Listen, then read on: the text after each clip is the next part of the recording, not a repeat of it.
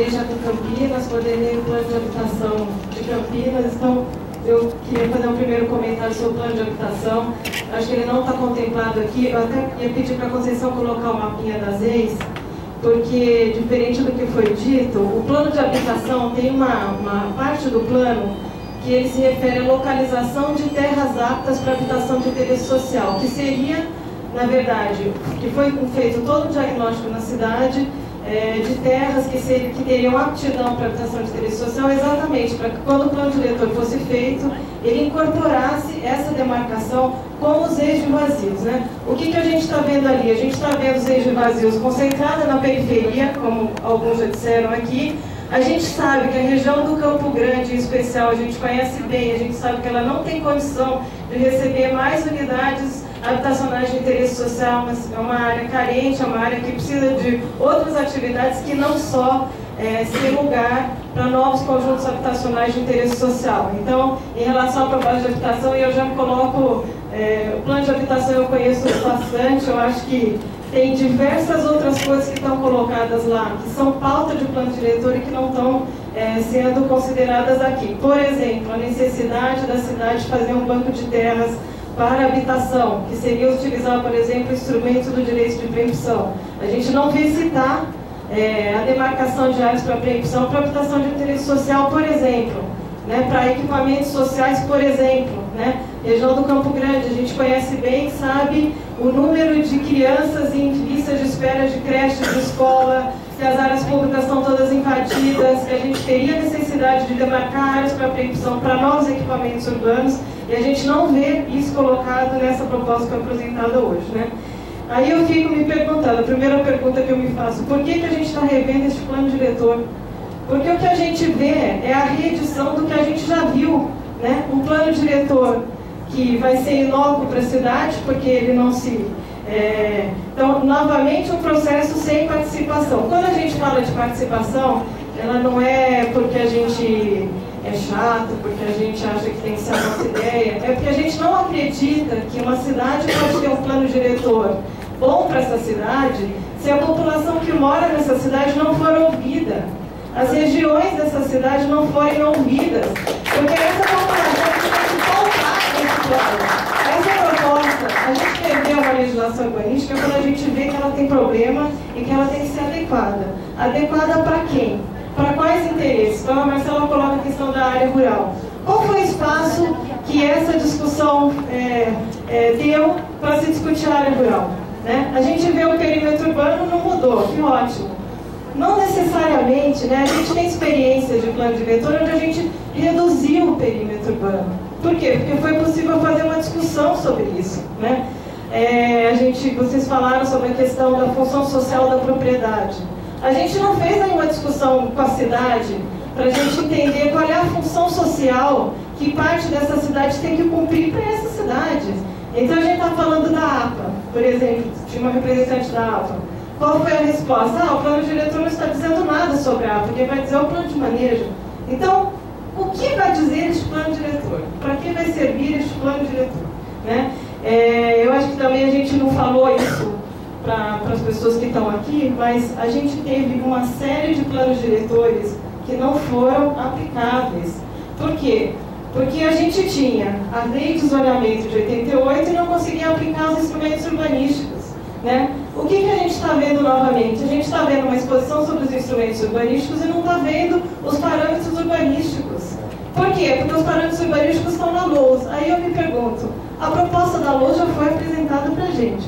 Por que ela não vem para discutir? Por que essa proposta não é colocada ao lado para a gente discutir como é que se aplica os instrumentos urbanísticos a partir daquela proposta de zoneamento que está colocada ali? Né? Então, o que eu vejo? A gente reeditando um processo sem participação, isso significa que ele está pautado por questões que a gente não se reconhece nessas questões que estão pautando a modificação da lei. A gente novamente vai fazer um plano diretor sem incluir os parâmetros de uso e ocupação do solo, correndo o risco de fazer um plano que não se aplica. Quando a gente diz que o plano diretor ficou na gaveta, por que ele ficou na gaveta? Porque não serviu para nada. O que rege a cidade é a lei de 88 ainda, fora Barão Geraldo e APA. Por isso que ela ficou na gaveta. Eu acho que tem outros conteúdos que eu vejo que faltam aí, né? Quer dizer, você falou da Maria Fumaça, tal, dos projetos de parque. Será que a gente não tem uma série de outras ações prioritárias para a cidade que deveriam estar nessa proposta que está apresentada aí? Eu vou citar algumas que me vêm à mente aqui, por exemplo, na habitação, né? Tem um programa, instituiu um programa de assistência técnica à população de baixa renda, né? A regularização fundiária, a gente vê os instrumentos, mas não vê os instrumentos de regularização fundiária ali. Quando a gente fala da leitura social, né, que vocês estão dizendo que foi feita, né, na primeira reunião do plano de trabalho, a gente se manifestou em relação à enquete digital, que a gente não acha que ela é representativa. Por quê? Porque não tem uma amostragem legítima, científica por região. Eu não sei quantas pessoas de cada região responderam o quê, sobre o quê. Regina, né? Eu vou pedir para você ir abreviando e concluindo a tua intervenção.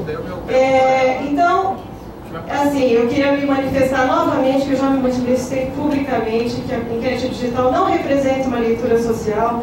Quando a gente fala de desenvolvimento econômico, não, saiu na pesquisa que as pessoas querem morar perto do trabalho. Isso não é não é essa pergunta, me desculpe. O que a cidade quer para o seu desenvolvimento econômico para os próximos 10 anos? Nós estamos falando de uma proposta de ordenamento territorial para os próximos 10 anos. O que o ordenamento territorial vai refletir, se não uma proposta de desenvolvimento econômico, social, ambiental que a cidade quiser para essa cidade? Então, como é que a gente vai discutir dessa forma, né? Me assusta falar da lei de ex. Isso está escrito no plano de habitação também, tem que rever a lei de ex, ela é muito ruim, ela é equivocada, né? E de novo, então assim, o plano local que está feito, o plano setorial que está feito é absolutamente desconsiderado, né? Eu vou falar uma última questão aqui, que eu acho que em relação ao diagnóstico, a gente também vê contradições. Como é que a gente vai propor coeficiente de aproveitamento 4 na John Boys no Love até o Parque Itajaí? É uma via absolutamente saturada. Então, a discussão da onde a gente vai adensar é uma discussão que não convence. Vou adensar no meio do CEATEC, numa área que eu não tenho urbanização ainda concluída ali. Eu tenho uma rua de terra, né? Eu não tenho. E aí eu vejo lá as bolinhas com as áreas de desenvolvimento. É o aeroporto, é o CEATEC, é o centro. Eu queria dizer que os instrumentos urbanísticos, eles servem para a gente efetivar estratégias. A gente tem objetivos, a gente tem diretrizes, a gente tem estratégia. A gente vai usar os instrumentos do Estatuto da Cidade para efetivar as nossas estratégias. Quais são as nossas estratégias? Do que a gente está falando, né?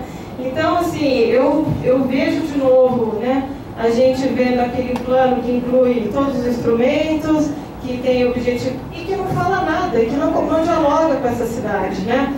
A última questão. Eu vou pedir para você ir concluindo. A gente não sabe como vai se constituir o fundo e o conselho desse plano, né?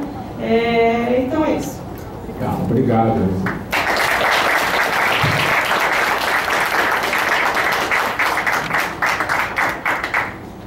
Graziela e depois o Eduardo.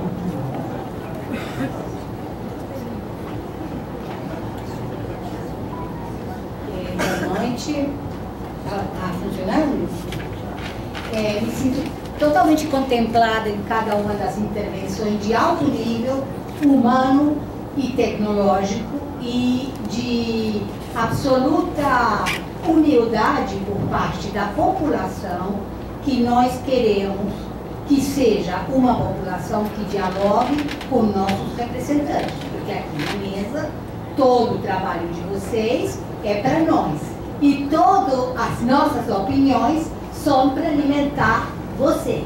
Então, a primeira coisa que eu acredito que precisa uma cidade, um plano diretor, para ele não ser perfeito, porque não existe o perfeito. Há uma mudança de paradigma no mundo em relação à relação dos cidadãos com seus espaços. Então, isso tem que ser colocado se Campinas quer ser um aeroporto internacional e não sei o quê, e tantos empreendimentos, mas os cidadãos não podem ficar com a mentalidade de, sei lá quantos anos atrás, olhe isso. ou a mentalidade é arrasada e só-tecnologizada. Então, isso é grave. Então, eu formo parte também do Fórum de Direitos Humanos e do Conselho de Saúde. Como tal, eu me coloco porque a gente tem, por exemplo, um problema gravíssimo que eu não vi contemplado no plano diretor em relação à poluição. Tem a ver com desmatamento.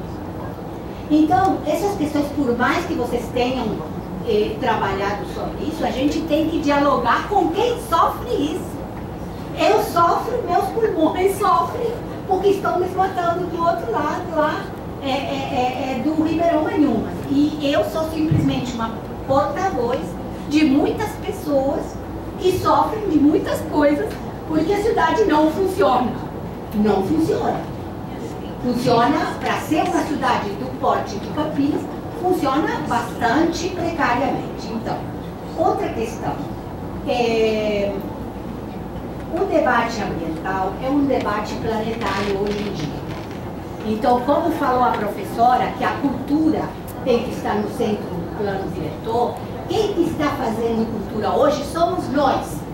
Nós estamos virando uma história de uma cidade autoritária, que foi o centro do terror dos escravos, e por isso que o patrimônio é importante, porque a cidade, eu não sabia que Campinas tinha o centro mais terrível de acúmulo de capital por escravidão.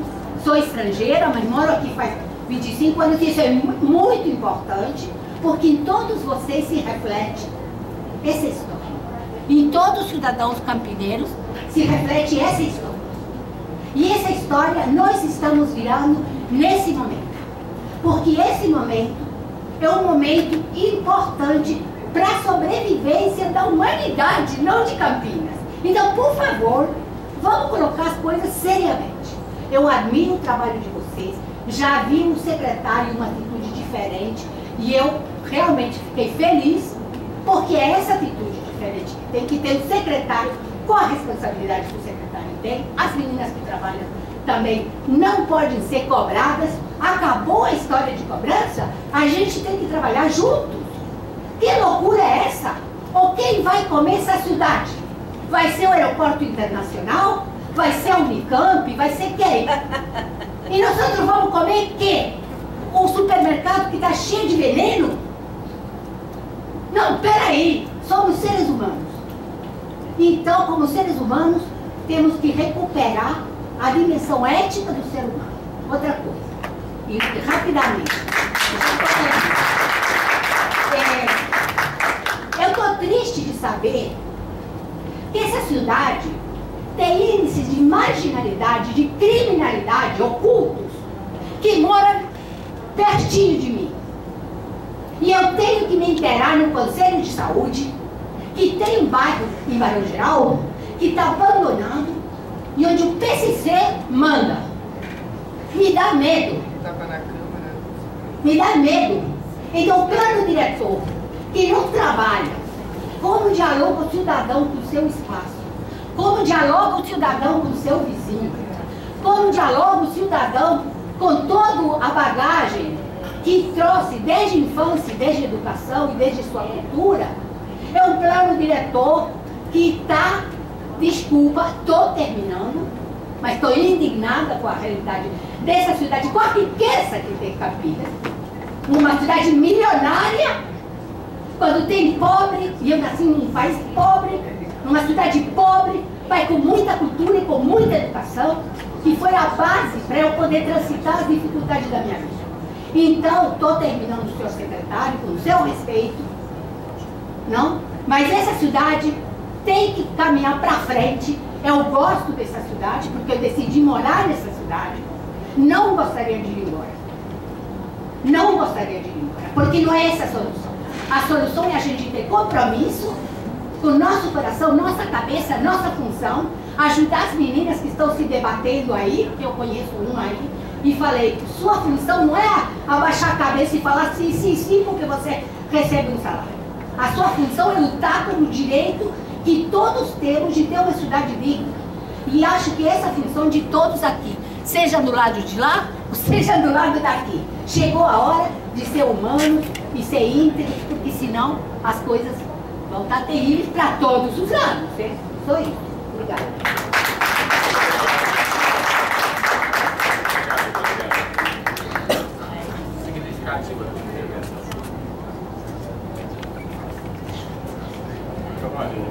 Seguinte, a administração do Salão Verde está pedindo para que a gente encerre, certo?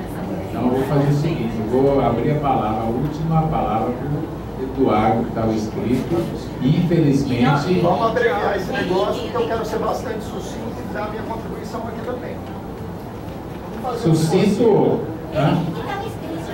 Não, o que está escrito tudo bem, não é isso, eu não estou negando a expressão de ninguém. O problema é que o funcionário que cuida aqui do salão, eu avisei no início, nós temos um limite de horário. Não, eu sei, mas não é um problema só meu, na verdade, o problema é de todos nós. Né? Tem normas que nós temos que seguir. Não é? Só 21h53, Mas acho que assim, se meu pouquinho. Melhor deixar as falas acontecer do que a gente ficar discutindo. Não, eu sei. É que são 22 horas, então vamos fazer o seguinte.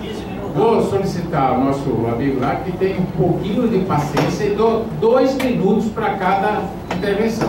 Agora vamos ser rigorosos, porque senão depois a gente tem dificuldades, obviamente, na própria administração. Então nós estamos ouvindo com tranquilidade, até assim, com muito boa discussão, mas vamos ser também sensíveis aos problemas que outros têm. Coelho. E depois? Tiago, depois Henrique e Tiago.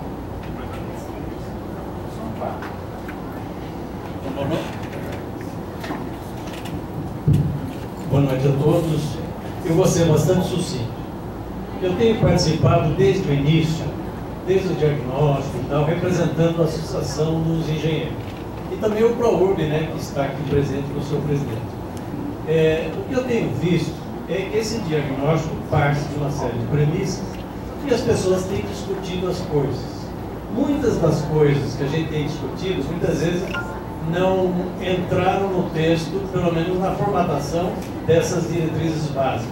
Por exemplo, a questão do 1, 2, 4, nós temos discutido, por que não 1, 2, 3, 4? Eu posso dar um exemplo rápido. Numa esquina, você tem de um lado da rua o índice 2 e do outro lado o índice 4. Quem quer construir o índice 3, por exemplo, num lado da rua ele paga outorga onerosa a mais, no outro lado não. Só para dar um exemplo de que certas coisas de números dobrados, como estão, vamos dizer, assumidos, eles geram distorções muito grandes. Em segundo lugar, quando eu me coloco para representar a Associação dos Engenheiros e vou dar uma opinião, eu fico com medo danado, porque eu não sei se eu represento exatamente o que os meus pais estão achando que eu devo dizer, vou votar, entendeu? Vai chegar uma hora que nós vamos ter que disputar posições do tipo, outorga onerosa deve ser ou não deve ser, se deve ser, com que plano de incorporação. Então, eu gostaria, em nome da associação, dizer o seguinte: não me sinto maduro para votar absolutamente nada no momento. Acho que a ideia do Alexandre, que representa aqui o CONDEMA, é a correta.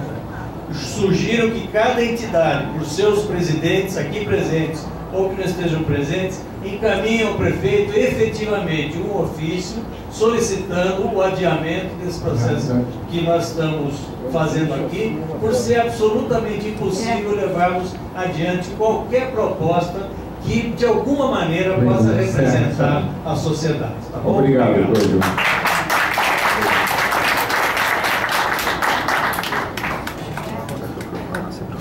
Boa noite, meu nome é Henrique, sou professor do Instituto de Matemática da Unicamp, morador e proprietário em Barão Geraldo.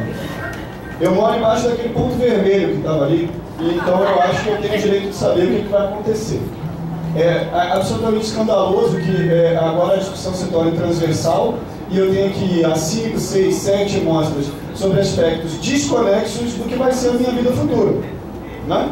Não. No mínimo, nas zonas que tem ponto vermelho, tem que ter regionalização da discussão e apresentar a figura completa de como a vida dessas pessoas vai mudar. A confiança nas instituições se estabelece renovando esse processo que nós estamos fazendo aqui. Vocês ouvem, vocês informam, a gente comenta, vocês modificam. Então, no certo sentido, eu que já fui duro com vocês antes, parabéns por vocês estarem abrindo esse canal. É verdade que para um conselho, não para a sociedade, mas vamos levar adiante esse processo. É assim que faz. Hoje é apenas a segunda etapa de uma coisa que precisa ser muito desenvolvida ainda. Outra coisa, eu tenho ouvido falar alguns companheiros aqui que sobre estar qualificado para opinar.